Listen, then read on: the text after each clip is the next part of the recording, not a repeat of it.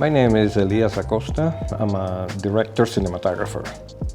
I started by observation and observing how films were made way back when I was a kid. I would see and read a lot about how movies were made, and I remember observing that it was just magic to see so many people working and so many people developing things, the whole set, all the trucks, and I thought that was so amazing.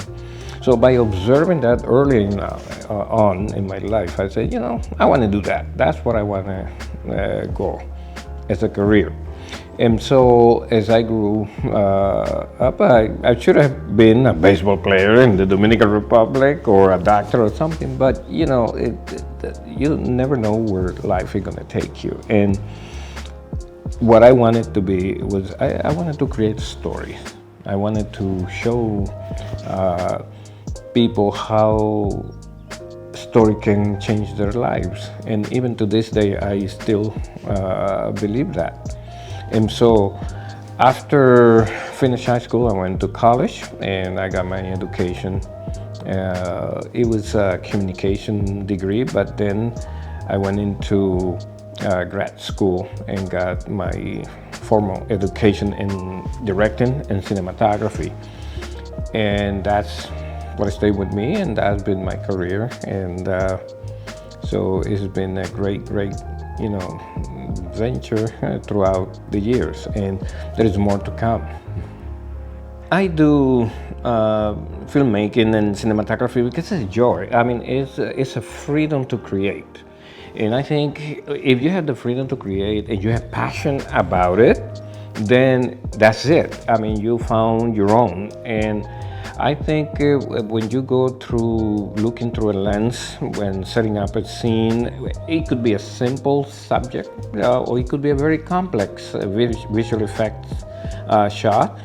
It's just if you have it in you and you put effort and knowledge, understanding what you're doing, I think that is supported by the passion, that the dream that you have inside, that energy that gives you creativity to really capture the moment. And I think a lot of people, when they start as a hobby, and they don't know if they're gonna like it or not, they give up. But you have to search yourself way inside and see, is this what I want to do? And once you determine that, then it's a full force forward. You never look back, you never regret. You only, even if a shot or even a movie or a photograph doesn't work for you, that's fine. You evaluate that and you go back until it is made perfect. And I think that's what the energy is, make perfect. I mean, beautiful images, they're gonna last.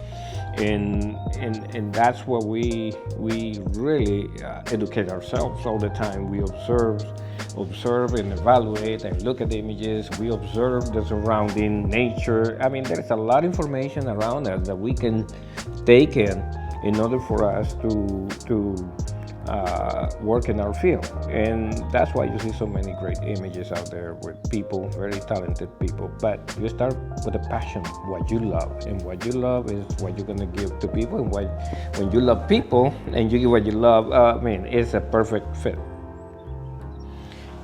Getting into the industry these days, it's not as bad as it used to be, because now we have access to so many tools. And I think it's just an open territory when it comes to it, when you can have access to cameras, to lenses, to microphones, so many gadgets that you have now. They are so inexpensive and you can have access to it. So just grab your camera and go and shoot. And I think somebody gonna notice the kind of work that you're doing, but do it seriously. Don't do it just for the fun of it or anything. Have fun doing it, but take it seriously. And so there is no other joy than when you discover what you want to do and then get better and better every day. And so practice, practice, and practice. That's even people, some of us, after 20 years doing cinematography, we continue to experiment. I do that all the time. I go to my backyard, I take the camera out, and I try new things, crazy things, but I have to try because I don't like to be in a situation where I cannot solve it.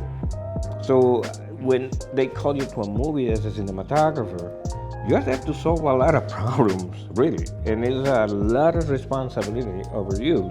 Of course, the director has his vision. I have to interpret the vision of the director, but at the same time, you are the expert there. You know how your light's gonna be. You know what angle you're gonna cover, and all of that in discussion with the director, of course. But at the end of the day, it's just your responsibility to capture that image that's going to make it into your film. Okay, let's go through some tips that I have for you today. And for me, the number one that I have in my tips is invest external recorder. This is like a Ninja 5 where you can, any camera that you own, if they have a HDMI out, you will record in this system, and that will give you a lot of latitude in your work.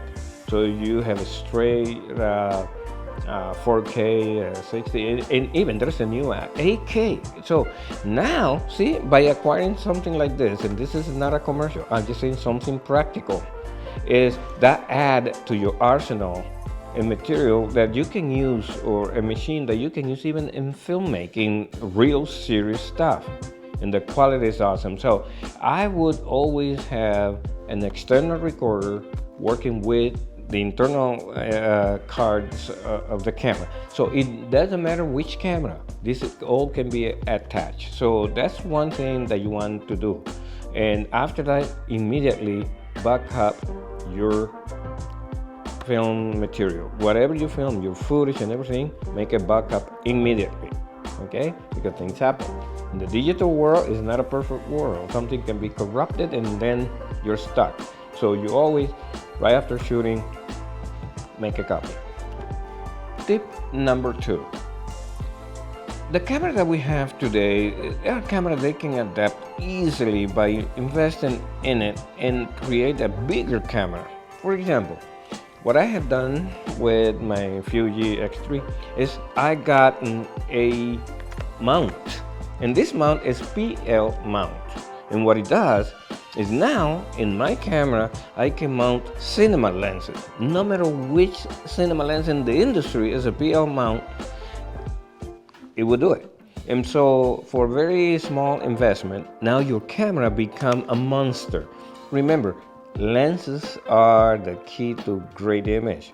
Lenses are. So imagine that you're gonna shoot, let's say that you don't have a lot in your budget and everything, and you say, well, I only have a DSLR, a 4K, I don't have much more, but I can really rent a set of primes. So there is a solution for incredible image.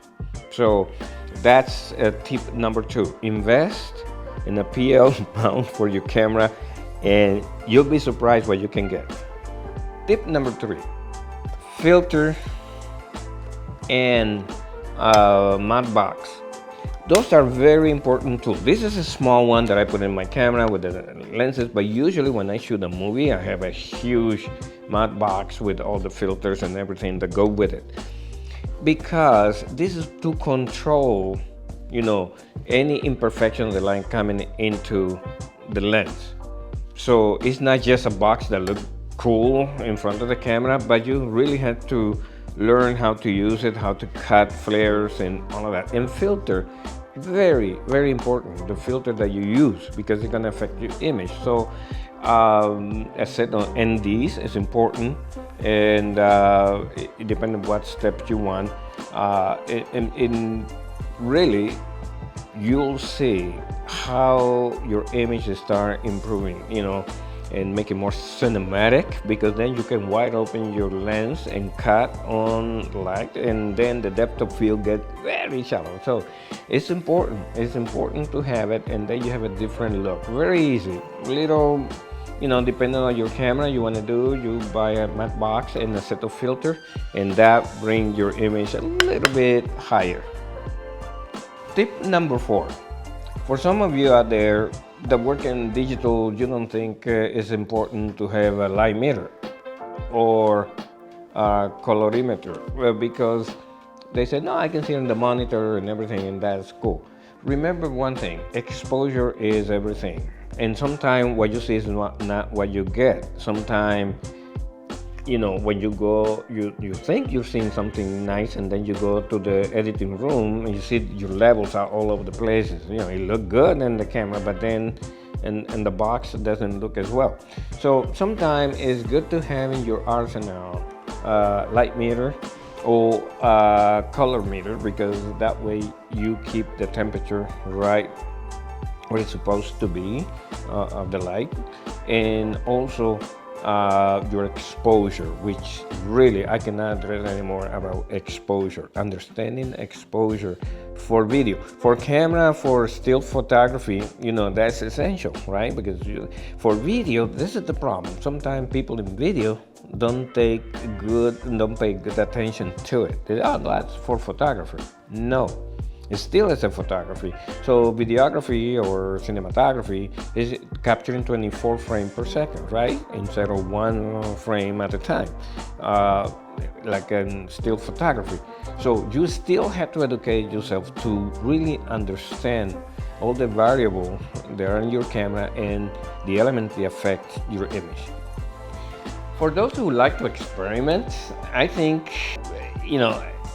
I have a little gadget here. It's a billow that you can buy very cheap in any thrift store or something like that. You find them, and what it does, if you want to do special photography where you want to go, let's say you want to do macro, you don't have a good lens, macro lens, so just find the kind of mount on your camera. You can buy them in the market, put it into your camera.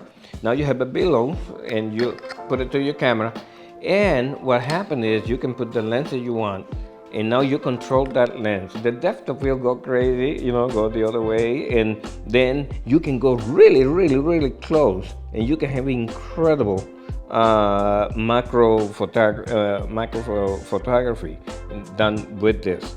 So that's for those who want to experiment. Go out there. And the other beauty about this, you see that lens? This is a projector lens, like one of those remember those boxes, slideshow that you do? Well, the lens are really cool. When you you mount it on this and put it on the camera, you will get some images. You will go crazy. You get some spheral bokeh, and when you take photograph and light are shining through, it's go crazy. So my tip is experiment. Go out there, shoot crazy things, because if you do that, then you are defining. You can define what kind of photographer, videographer, or cinematographer you're gonna be, and you understand how light can alter your image or how you can manipulate your image. But experimental. Always try something new, something crazy that nobody's doing. You try. The next generation is it's an incredible opportunity based on technology. Right now, you can go and create the future now. So what I mean is, if you are a cinematographer or director and you get into equipment and you want to do things, explore even further. Like 10 years from now, how things gonna be? 10 years from now, what kind of image may come as a trend? And you can be a trendsetter. If you're starting now, you have so many tools to make things so cool that we didn't used to have a few years ago. And it's gonna get better. So now it's in the hands of everybody. And I think it's a new generation. That doesn't mean they have to be young versus old, but new generation, those who come in and start now. It could be a 60-year-old and start now. It's a fresh start. So it's open for everyone, and everyone deep inside, they have this passion of, make images or stories. Some people are less than other, and some other exceed doing that. But I think it is a great time to consider filmmaking as a career. And then when you think about all the technology coming at you, prepared for you to take on your project, you only have to be very thankful and not take it for granted, because many generations in the past did not have even a close indication of where things were going to be like now with all this technology. And I think this is a blessing, and we should be very responsible about it and just get excited and create good material.